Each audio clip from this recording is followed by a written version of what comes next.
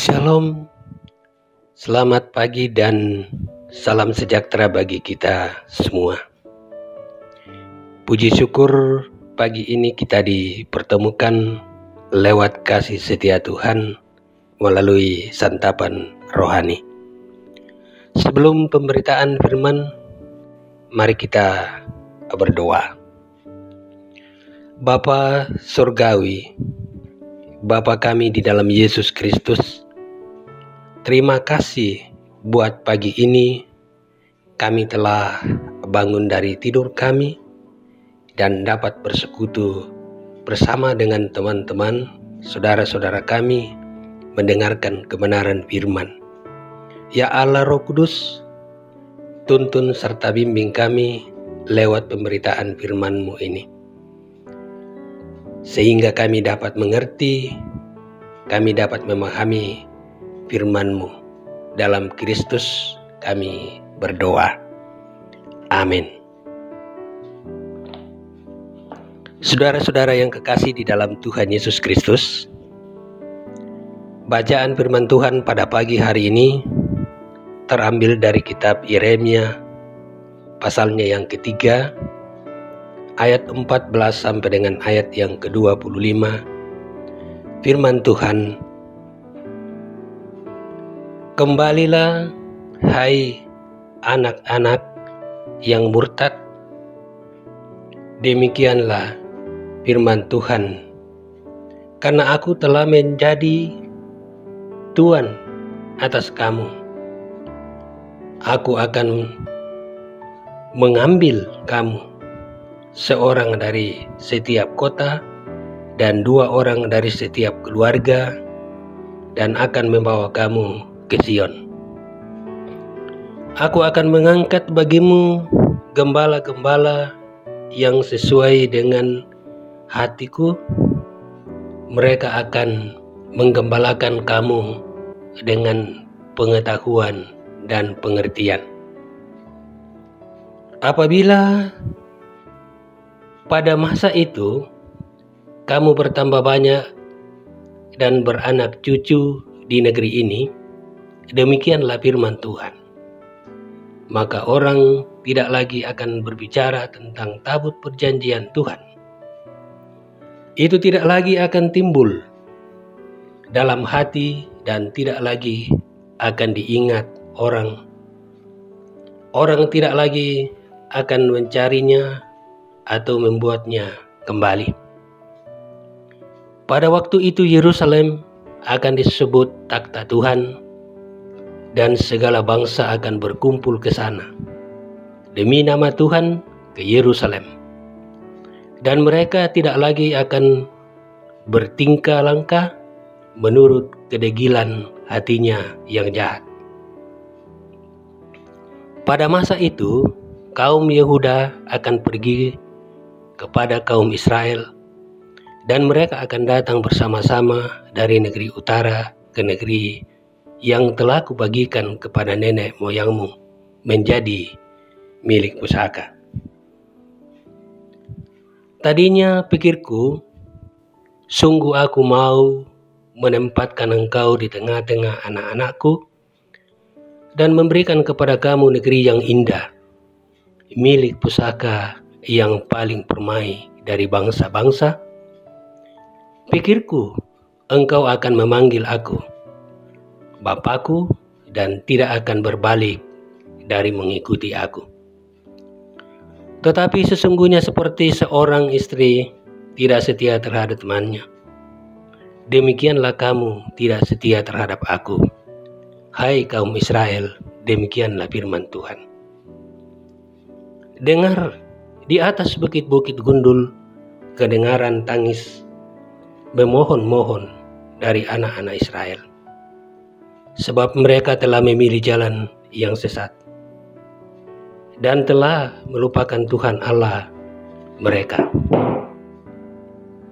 Kembalilah hai anak-anak yang murtad, aku akan menyembuhkan engkau dari murtadmu. Inilah kami datang kepadamu, sebab engkaulah Tuhan Allah kami. Sesungguhnya bukit-bukit pengorbanan adalah tipu daya, yakni keramaian di atas bukit-bukit itu.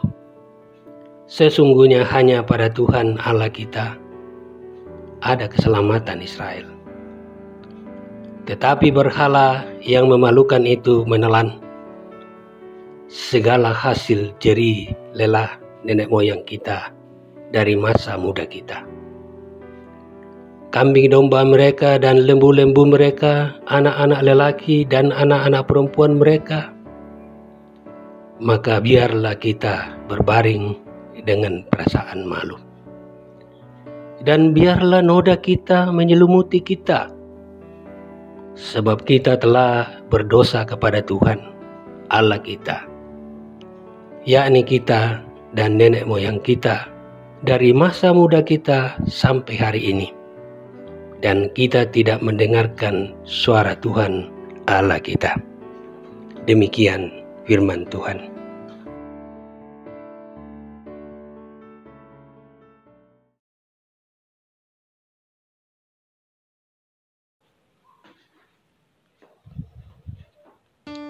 Saudara-saudara yang terkasih di dalam Tuhan Yesus Kristus, judul perenungan kita pada pagi hari ini, Engkaulah Tuhan Allah kami. Kamu mau buang sia kapenumpangki. Saudara-saudara jemaat yang kekasih dimanapun mereka berada, dalam menjalani kehidupan kita sebagai anak-anak Tuhan, siapapun kita, baik orang muda, orang dewasa, bahkan anak-anak dalam kehidupan ini, tentu dalam menjalani kehidupan ini banyak kita mengalami berbagai hal-hal yang menurut kita atau menurut pandangan kita itu adalah sesuatu yang baik. Tetapi apa yang kita anggap baik belum tentu bagi orang lain itu adalah sesuatu kebenaran. Nah, karena itu dalam kehidupan ini ada satu ungkapan yang berbunyi demikian, lakbiran ulunna malai kela tege namora. Lakbiran ulunna malai kela tegeran mora. Nah, saudara-saudara, artinya orang yang selalu berusaha mempertahankan pendapatnya sekalipun itu salah. Dan memang dalam kehidupan ini banyak terjadi hal yang demikian. Sekalipun apa yang kita lakukan melalui pandangan orang, di mata orang tidak benar, tetapi terkadang kita menganggap bahwa apa yang kita lakukan itu sesuatu yang benar. Nah, karena itu bacaan kita pada pagi hari ini berbicara tentang ajakan Tuhan kepada bangsa Israel dan Yehuda agar mereka segera bertobat dan kembali kepada Tuhan. Allah berjanji akan memulihkan mereka. Tuhan akan mengangkat gembala-gembala bagi mereka untuk menggembalakan mereka sesuai dengan kehendaknya. Sehingga Yerusalem akan kembali disebut takhta Tuhan dan segala bangsa akan berkumpul ke sana. Israel dan Yehuda sudah memberontak, tetapi Tuhan berjanji akan memulihkan mereka dan mengampuninya jika mereka kembali bertobat. Melalui seruan Nabi Yeremia, bangsa itu kembali bertobat. Pengakuan dosa mereka diawali dengan pernyataan, inilah kami datang kepadamu sebab engkaulah Tuhan Allah kami. Itu adalah pengakuan mereka. Siapa itu mereka? Umat Israel, dan juga pengakuan kepada kita. Pengakuan dosa merupakan ungkapan ketulusan iman sebagai kesadaran bahwa mereka adalah umat kepunyaan Tuhan yang dikasihi. Kita adalah umat Tuhan yang dikasihi. Karena itu, marilah kita dalam menjalani hidup ini berusaha untuk melakukan apa yang baik yang dikehendaki Tuhan dalam kehidupan ini. Jangan seperti dengan kehidupan Israel di masa lalu. Kehidupan mereka diwarnai dengan murtadnya mereka, melakukan perbuatan-perbuatan yang jauh dari apa yang Tuhan kehendaki dalam hidupnya. Nah, karena itu marilah jemaat yang sama dikasihi oleh Tuhan, kita akan membangun suatu kehidupan yang baik, relasi kepada Allah yang baik. Karena pada prinsipnya Allah itu adalah kasih dalam kehidupan ini. Allah yang kita sembah adalah Allah yang penuh dengan kasih, sehingga Ia tetap membuka pintu pengampunan bagi siapa saja yang mau mengaku dosanya dengan sungguh-sungguh. Dalam Yesaya pasal 1 ayatnya yang ke-18 dikatakan, sekalipun dosamu merah seperti kemisi, akan menjadi putih seperti salju. Sekalipun berwarna merah seperti kain kesumba, akan menjadi putih seperti bulu domba. Tetapi perlu ditegaskan bahwa sekalipun Allah mengampuni, namun tidak bisa dipermainkan. Allah itu tidak dapat dipermainkan oleh siapapun juga. Karena Dialah segala-galanya dalam hidup kita. Mengaku dosa berarti berjanji untuk tidak melakukannya lagi. Itulah yang dikehendaki Allah. Karena itu, datanglah kepadanya, bertobatlah dengan sungguh, maka Dia akan mengampuni segala dosa-dosa kita. Amin. Mari kita berdoa. Bapa, terima kasih. Pagi ini kami ada kesempatan untuk membaca, bahkan merenungkan akan kebenaran firman-Mu. Biarlah firman-Mu, Tuhan, boleh memeteraikan dalam hati setiap anak-anak Tuhan yang mendengarnya, sehingga mereka dapat memperlakukan dalam kehidupan ini apa yang menjadi keinginan Tuhan, dan menjauhkan dari berbagai apa yang Tuhan tidak kehendaki dalam kehidupan ini. Terima kasih ya Bapa dalam surga. Engkau senantiasa mengampuni dosa-dosa setiap umat-Mu.